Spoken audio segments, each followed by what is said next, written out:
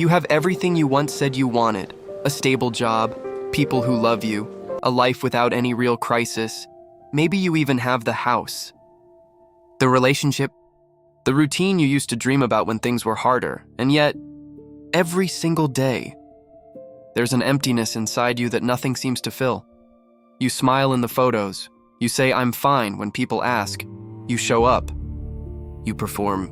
You do everything right, but underneath, it feels like you're watching your own life from a distance, without actually living it, like there's a version of you going through the motions, while the real you is somewhere far away, watching quietly, waiting for something that never comes.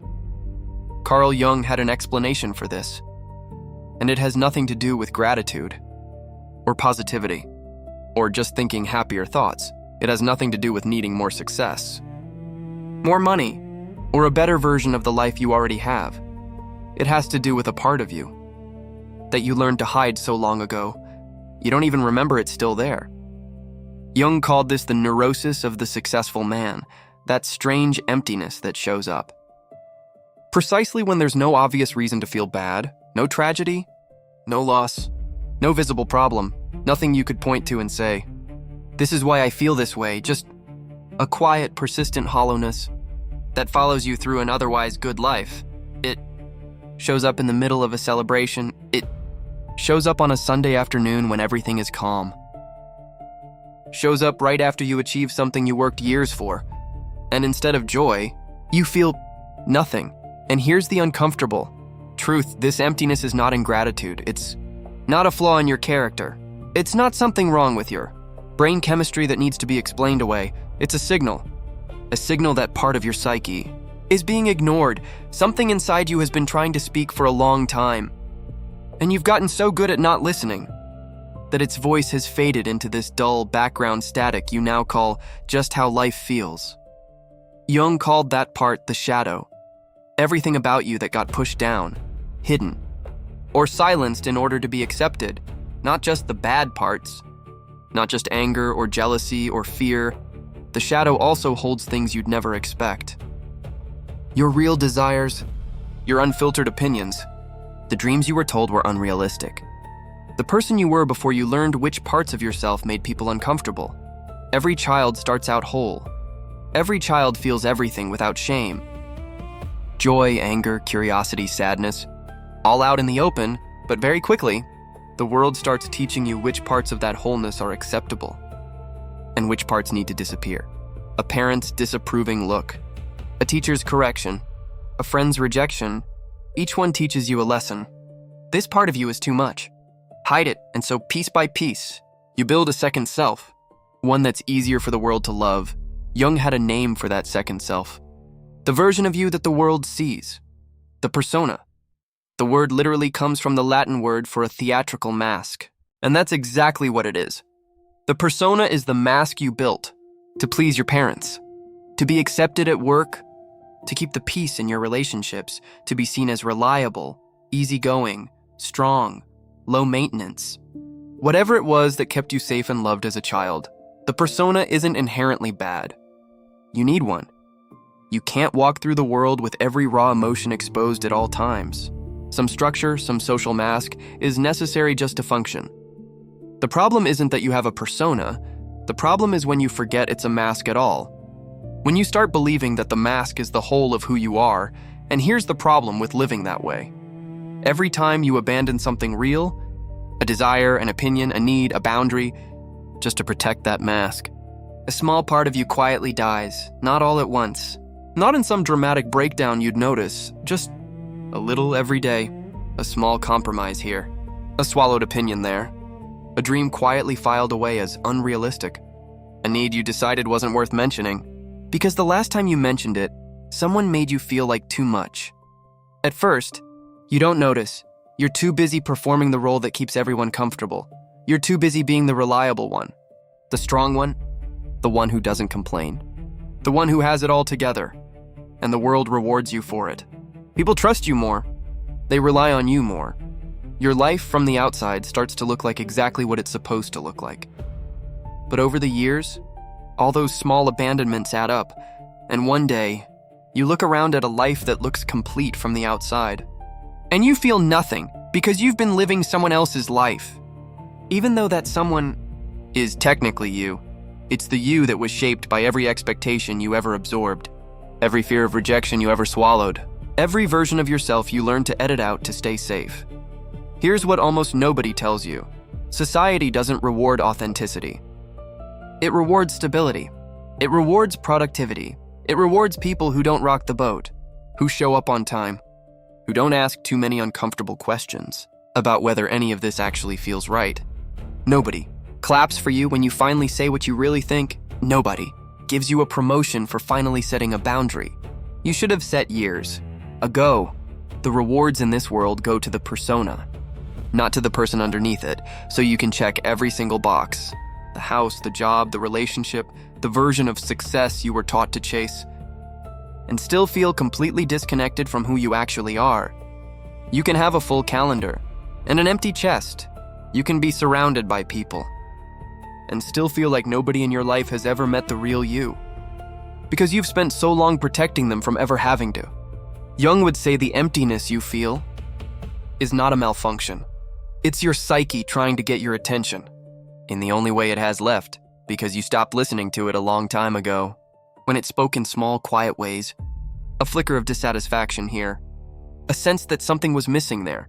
The message has to get louder to be heard. It's telling you in the only language it has left. You stopped growing. You stopped listening to yourself the moment it became inconvenient to. This is the part most people get wrong. They think the emptiness means something is broken, and they try to fix it the way you'd fix a broken machine, with more distraction, more achievement, more noise, a new job, a new relationship, a new city, a new routine, and for a while it works, because novelty always feels like meaning at first, but eventually, the same hollowness creeps back in, because you haven't actually addressed what it was trying to tell you. You've just changed the scenery around the same unmet need. Jung believed there was a way out of this. Not a quick fix, but a real lifelong process he called individuation. Individuation is the process of becoming who you actually are, underneath everything you were taught to be. It's not about blowing up your life. It's not about quitting your job, disappearing, or becoming someone completely different overnight. The way people sometimes imagine a midlife crisis playing out, it's not about burning everything down out of frustration. It's about slowly, honestly, reconnecting with the parts of yourself you buried to survive. It's about turning toward the shadow instead of away from it. Looking at the parts of you that got hidden and asking with curiosity instead of judgment why they're there and what they've been trying to protect you from or trying to tell you. It starts with uncomfortable questions. Questions most people spend their whole lives avoiding, because the answers might require change. What do I actually want? Not what I'm supposed to want? What did I give up about myself? Just to be accepted? Whose voice is louder in my head when I make a decision? Mine, or the voice of everyone I've ever tried not to disappoint? These questions don't have easy answers. They're not the kind of thing you solve in a single afternoon of journaling. Some of them take years to fully understand, but asking them, even imperfectly, even without immediate answers, is the first step back to yourself. The emptiness starts to soften not when you find all the answers, but the moment you stop pretending the questions don't exist. Jung also believed that this process almost always requires some form of solitude, not isolation, not withdrawal from the people who matter to you, but genuine quiet. Moments where you're not performing for anyone, where there's no audience to manage, no mask to maintain. It's in that quiet that the buried parts of you finally have room to speak. Most people are so afraid of that silence that they fill every spare moment with noise. A phone, a show, a conversation, anything to avoid sitting alone with what's actually there. But that silence is exactly where the real work happens. There's another piece of this that Jung understood deeply. The emptiness often intensifies around midlife, or around any major life transition, because that's usually when the gap between the persona and the real self becomes impossible to ignore any longer. You've spent decades building an identity around what worked, what got approval, what kept you safe, and at some point, that identity stops being enough. It stops feeling like it belongs to you. That's not a crisis to be afraid of. Jung would say that's an invitation, maybe the most important one you'll ever receive. Think about the people you know who seem to have it all figured out, the ones with the perfect career trajectory, the picture-perfect relationship, the life that looks from every angle like a success story.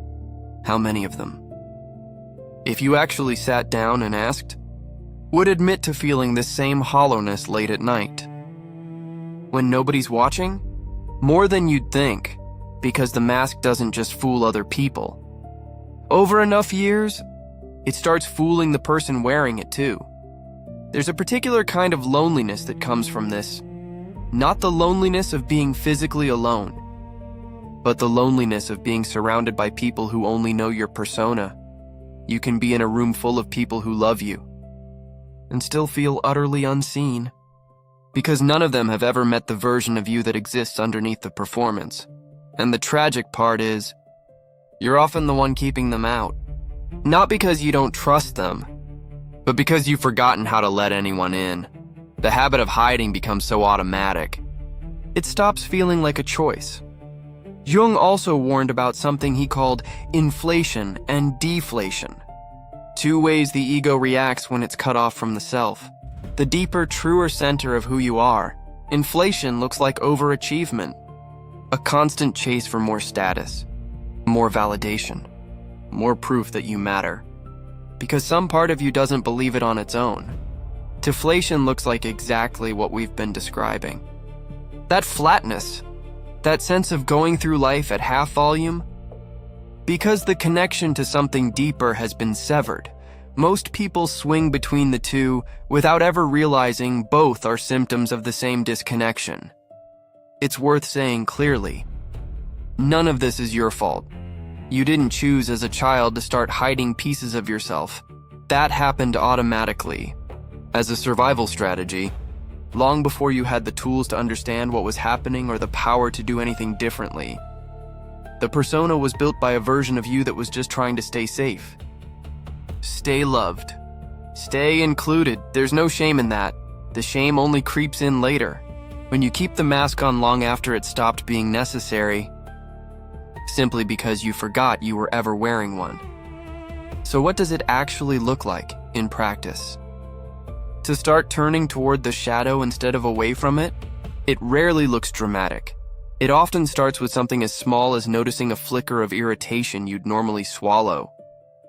And instead of pushing it down, asking yourself what it's actually about. It looks like noticing when you say yes to something out of fear rather than desire, and sitting with that discomfort instead of immediately rationalizing it away. It looks like paying attention to the things that quietly excite you. The ones you've learned to dismiss as impractical or childish, and taking them seriously again, even just in your imagination at first. It also looks like grief, because reconnecting with the parts of yourself you buried means confronting how much time may have already passed while you were somewhere else. That grief is real, and Jung never suggested you could bypass it. But grief, unlike emptiness, moves. It has a direction. It's the sound of something in you finally being allowed to feel what it's needed to feel for years. So if you've been feeling this quiet emptiness, even when everything looks fine from the outside, even when you have every reason on paper to feel content, understand this, it's not weakness. It's not ingratitude. It's not something wrong with you that needs to be fixed or medicated away without ever being understood. It's the most honest part of you, finally trying to be heard. After years of being told to stay quiet, and the moment you stop running from it, the moment you stop numbing it with distraction and start actually listening to what it's asking of you, is the moment you finally start coming home to yourself, not to the version of you that everyone else finds convenient, not to the mask that's kept you safe all these years, to the person underneath it, the one who's been waiting patiently for you to finally turn around and see them. If this video put into words something you've been feeling but couldn't name, leave a comment below. How long have you been ignoring that emptiness? You might be surprised how many people reading your comment feel exactly the same way and just needed someone else to say it first. Subscribe to the channel to keep exploring the mind through Carl Jung's psychology. One honest conversation at a time, and turn on notifications. Because next week, we're talking about what happens after you find the person you buried underneath that mask, and how to start actually living as them, instead of just visiting who you are for a few quiet moments before putting the mask back on.